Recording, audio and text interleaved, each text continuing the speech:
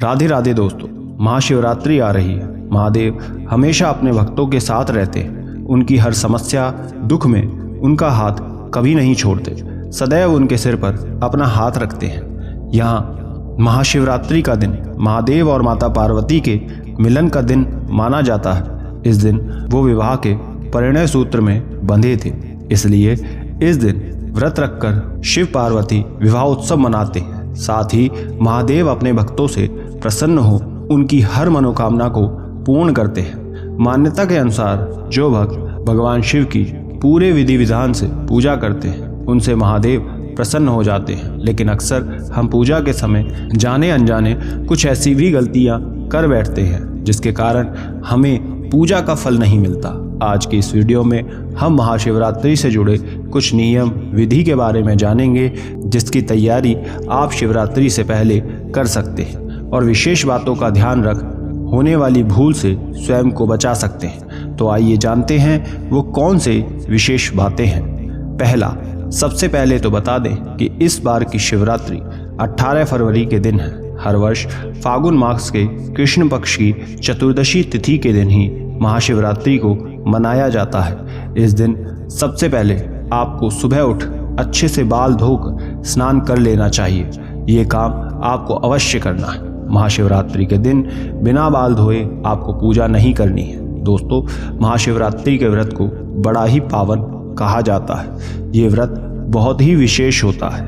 महादेव की पूजा हमेशा निश्चल भक्ति के साथ ही करनी चाहिए, इसलिए ऐसे में भूलकर भी महादेव की साधना करते समय अपने मन में किसी प्रकार का छल कपट या अभिमान न लाएं और पूरी श्रद्धा, विश्वास और समर्पण के साथ उनकी विधि विधान से पूजा करें। ये पूजा हर व्यक्ति, चाहे विवाहित हो या अविवाहित, बच्चा हो, वृद्ध हो, हर कोई कर सकता है। महादेव सभी पर एक समान अपनी कृपा बरसाते हैं, उनकी मनोकामना पूर्ण करते हैं, इसलिए ये व्रत आपको अवश्य करना चाहिए। वहीं यदि आपने इससे पहले कभी महाशिवरात्रि का व्रत नहीं किया है तो ये साल आप उसे उठा सकते हैं। व्रत वाले दिन सुबह उठ सबसे पहले आपको बाल धोकर स्नान करने के बाद सबसे पहले पूजा करनी होगी। दूसरा, महाशिवरात्रि के दिन आपको प्याज लहसुन नहीं खाना है, उसका पूरा इस दिन परहेज करना है। यदि आपकी कोई दवाई है जो आप सुबह सुबह उठने के साथ लेते हैं तो उसे आप ले सकते हैं। कोई भी ऐसी चीज़ ना करें जिससे आपके स्वास्थ्य पर कोई खराब प्रभाव हो, इसलिए अपनी दवाइयों का ध्यान रखें, क्योंकि कोई भी व्रत आपको आपके सामर्थ्य के अनुसार ही करना चाहिए।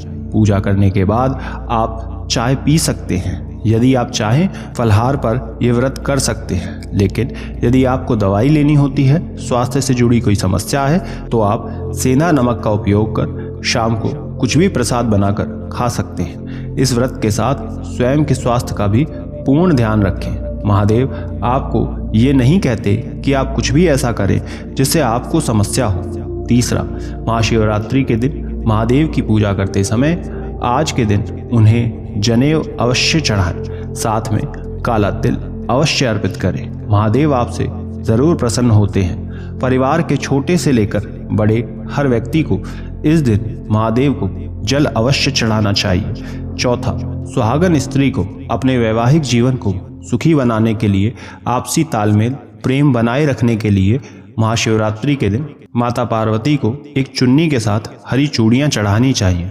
आप हरी चूड़ी दान भी कर सकते हैं। इससे आपके पति के साथ आपके संबंधों में मधुरता आती है। इसके साथ जो सिंदूर आप उन्हें चढ़ाते हैं उसमें से अपने सिंदूर के डिब्बे में भी रख लें, उसे ही अपने मांग में लगाएं। ऐसा करने से आप अखंड सौभाग्यवती बनी रहती हैं। सुहागिन स्त्री को इस दिन पूरा 16 श्रृंगार भी करना चाहिए। उन्हें अच्छे से तैयार होना चाहिए। दंपत्ति को साथ में जाकर शिवजी को जल चढ़ाना चाहिए। ये उनके वैवाहिक जीवन के लिए सुखमय होता है।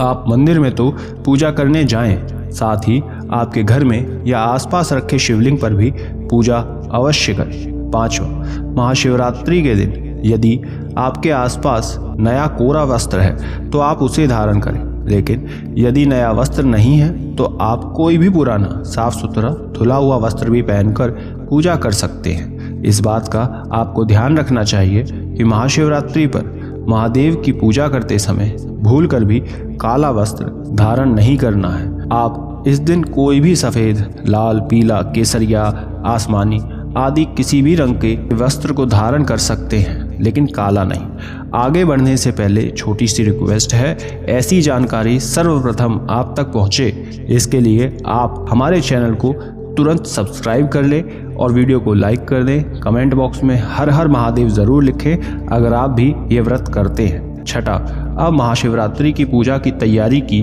बात करें तो आपको पूजा वाले दिन ताज़ा फूलों को ही शिवजी को अर्पित करना चाहिए। एक दिन पहले भी फूल या माला लेकर मत आए, बल्कि पूजा वाले दिन जाकर ताज़ा फूलों को लाकर उनकी पूजा करें। ये ध्यान रखें कि कभी भी किसी भी पूजा में बासी फूल का उपयोग नहीं करना चाहिए, इससे आपको लक्ष्मी जी की हानि होती है। सातवां, महाशिवरात्रि पर भगवान शिवजी की पूजा करते समय आपका मुख हमेशा पूर्व या उत्तर की ओर करके ही रखना चाहिए। साथ ही जल चढ़ाते समय कभी भी तांबे के पात्र से दूध अर्पित नहीं करना चाहिए। शिवलिंग पर हमेशा स्टील, पीतल या फिर चांदी के पात्र से ही दूध चढ़ाना चाहिए। उसके साथ ही शिवलिंग पर दूध, दही, शहद से अभिषेक करने के बाद गंगा जल या शुद्ध जल अवश्य चढ़ाएं। आठवां, दोस्तों, महाशिव पुराण में ये बताया गया है कि शिवलिंग पर चढ़ाने के लिए 5 पत्ते वाला बेलपत्र का उपयोग करना चाहिए। ये बहुत अच्छा माना जाता है, लेकिन ये बहुत ही दुर्लभ होने के कारण आसानी से नहीं मिल पाता, इसलिए आप 3 पत्र वाला बेलपत्र भी चढ़ा सकते हैं। याद रखें कि 3 पत्ते में यदि एक भी पत्ता टूटा हो तो उस बेलपत्र को शिवजी पर नहीं चढ़ाना चाहिए।